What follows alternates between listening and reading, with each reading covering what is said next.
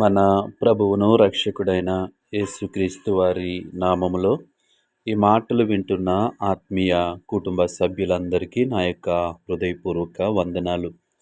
ఈరోజు నా కోసం ఆత్మీయ కార్యక్రమానికి మిమ్మల్ని అందరినీ ప్రేమపూర్వకంగా ఆహ్వానిస్తూ ఉన్నాను. చిన్న ప్రార్థన చేసుకుని ఈ దిన వాక్యాన్ని ధ్యానము చేద్దాం. పరిశుద్ధ ప్రేమగల తండ్రి, గొప్ప దేవుడా, కనికరము గల దేవ, కృపగల దేవ, నీకు వందనాలు, వేలాది స్తోత్రాలు ప్రభువా. నీ కనికరాన్ని బట్టి, నీ కృపను బట్టి ఇంతవరకు మమ్మల్ని సజీవులుగా ఉంచావు. అందుని బట్టి నీకు వందనాలు. ఈ సమయంలో నీ మాటలు వినటానికి ఆశ కలిగి ఉంటుండగా ఉదయకాల సమయంలో నీ వాక్యం ద్వారా మాతో మాట్లాడమని యేసు నామములో అడిగి వేడుకుంటున్నాము పరమ తండ్రి, ఆమేన్. ఈరోజు దేవుని వాక్యము యెషయా గ్రంథము 58 అధ్యాయము 10వ వచనము. చీకటిలో నీ వెలుగు ప్రకాశించును, అంధకారము నీకు మధ్యాహ్నము వలె ఉండును. దేవుని నామానికి మహిమ కలుగును గాక. ఈ ఉదయకాల సమయంలో దేవుడు మనకిచ్చిన ఈ సమయాన్ని బట్టి దేవునికి మహిమ. ఈ వాక్య భాగాన్ని మనము పరిశీలన చేసినప్పుడు, చీకటిలో నీకు వెలుగు ప్రకాశించును.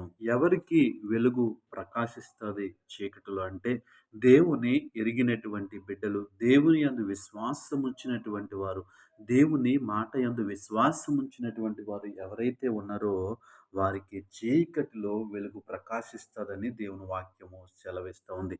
అంత మాత్రమే కాదు, అంధకారమున నీకు మధ్యాహ్నము వలె ఉండును. ఈరోజు ఎలాంటి పరిస్థితుల్లో మనము జీవిస్తూ ఉన్నాం? ఒకవేళ ఆ చీకటిలో జీవిస్తూ ఉన్నవేమో, లేదంటే అంధకారము వలె మన పరిస్థితులు ఉన్నాయేమో, దేవుడు వాక్యం ద్వారా మనతో మాట్లాడుతూ ఉన్నాడు. ఈ లోకములో శరీరానుసారంగా జీవిస్తున్నటువంటి మనము అనేక సందర్భాలలో అంధకారము అంటే ఏమి చేయాలో తెలియనటువంటి పరిస్థితి, ఎటు వెళ్ళాలో తెలియనటువంటి పరిస్థితిలో, చీకటి కంటే ఘోరమైనటువంటి పరిస్థితులు మన జీవితంలో ఏర్పడినట్లయితే మనం ఏమాత్రము కూడా దిగులు చెందకూడదని దేవుని వాక్యము సెలవిస్తూ ఉంది. ఎందుకంటే అంధకారము నీకు మధ్యాహ్నము వలె. మధ్యాహ్నము ఎలా ఉంటుంది? ఏ మార్గంలో వెళ్ళాలో మనకి చాలా క్లియర్గా కనిపిస్తూ ఉంటుంది.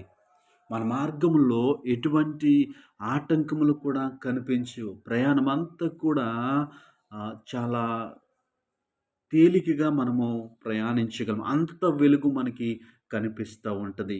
కాబట్టి ఈ వాక్యం ఇచ్చినటువంటి మన జీవితంలో ఉన్నటువంటి ఆ చీకటిని, ఆ అంధకారాన్ని దేవుడు వెలుగుగా మారుస్తానంటున్నాడు. మధ్యాహ్నము వలె మారుస్తానంటున్నాడు. అయితే మనం ఏం చేయాలి? దేవుని వాక్యమందు విశ్వాసం ఉంచాలి. దేవుని మాట యందు విశ్వాసం ఉంచాలి.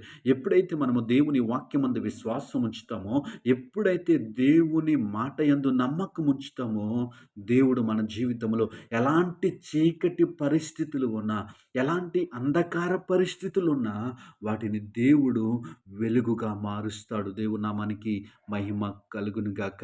ఈ ఉదయకాల సమయంలో నీ ఉద్యోగంలో ఉన్న పరిస్థితులను బట్టి, నీ కుటుంబంలో ఉన్న పరిస్థితులను బట్టి, చీకటి ఆవరించిందని, నా బ్రతుకు అంధకారంగా ఉందని నువ్వు అనుకున్నట్లయితే, దేవుడు నీతో మాట్లాడుతూ ఉన్నాడు.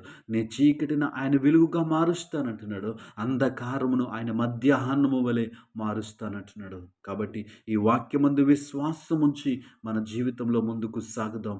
దేవుడే మన జీవితంలో ప్రతి కార్యమును తగిన సమయంలో ఆయన చక్కపరిచేటువంటి దేవుడు. ఆయనని ఆధారం చేసుకుని ముందుకెళ్ళినట్లయితే, ఆయన ఆశ్రయము చేసుకుని ముందుకెళ్ళినట్లయితే, ఆయన వెలుగై ఉన్నటువంటి దేవుడు, ఆయన చీకటిని వెలుగును వేరు చేసినటువంటి దేవుడు నీ జీవితంలో, నా జీవితంలో ఉన్న అంధకార పరిస్థితులను సహితము మధ్యాహ్నము వలె మార్చగలిగినటువంటి దేవుడు. దేవుడు ఈ వాక్యం మనతో మాట్లాడుతుండగా, ఈ వాక్యాన్ని మనం అంగీకరిద్దాం. ఈ వాక్యమందు మనం విశ్వాసం ఉంచుదాం. దేవుడే మన పరిస్థితులు మారుస్తాడు. అట్టి కృప దేవుడు మనకి అనుగ్రహించును గాక. ఆమేన్.